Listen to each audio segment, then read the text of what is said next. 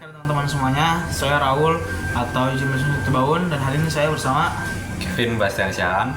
Hari ini kami berdua akan membahas mengenai topik yang paling sering ditemukan oleh anak-anak pada saat ini atau umumnya tuh anak-anak usia remaja yaitu masalah mengenai circle atau pertemanan yang negatif atau buruk.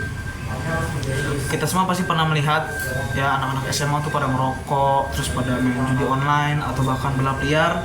Dan itu tuh termasuk adalah circle pertemanan yang buruk. Nah, mungkin kita pernah merasa diajak atau mungkin emang pernah terlibat dalam lingkaran tersebut.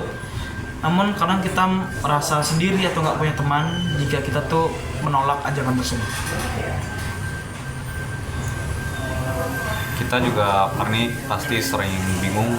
Di satu sisi kita pengen tetap jaga nilai kita yang baik dan tidak mau mengikuti hal-hal buruk yang tadi. Tapi di sisi lain kita juga mau kelihatan asik di pandangan teman-teman kita. Rasanya kayak sendirian, nggak punya keberanian buat nolak. Padahal sebenarnya kita ikut-ikutan itu juga nggak bikin kita lebih dihargai sama teman-teman kita. Malah kadang setelah pulang sekolah atau setelah aktivitas yang padat di sekolah, kita malah ngerasa nyesel atau malah ngerasa nggak berguna, nyalain diri sendiri. Itu karena kita memiliki rasa tanggung jawab, dan rasa tanggung jawab itu harus hilang karena kita ikut-ikutan ya, bermain atau berada dalam lingkaran yang negatif itu. Nah, walaupun seperti itu, kita sebenarnya adalah anak-anak Tuhan, yaitu anak-anak yang baik. Dan kisah kita ini sama seperti kisah Tuhan Yesus.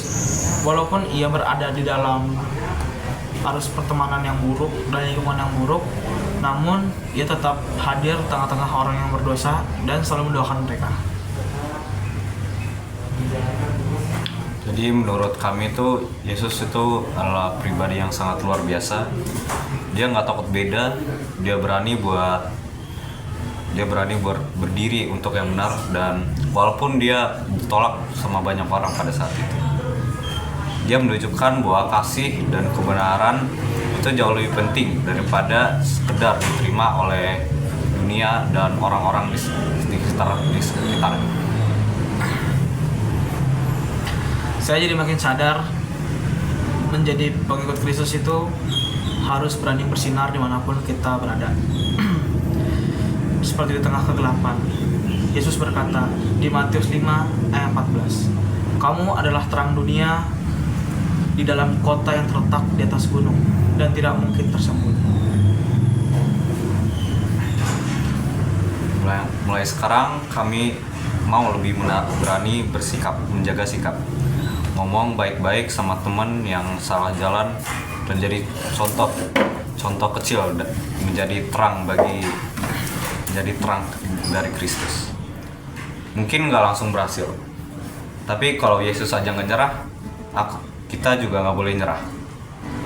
Lalu setelah percakapan ini, kami berdua menyimpulkan bahwa di tengah era modern ini, teman-teman yang negatif itu cukup banyak dan tidak bisa dihitung jari. Maka kita sebagai pengikut Kristus itu harus memiliki fondasi atau pendirian, dan kita harus mengikuti Kristus sebagai pedoman kita agar kita tidak terbawa arus.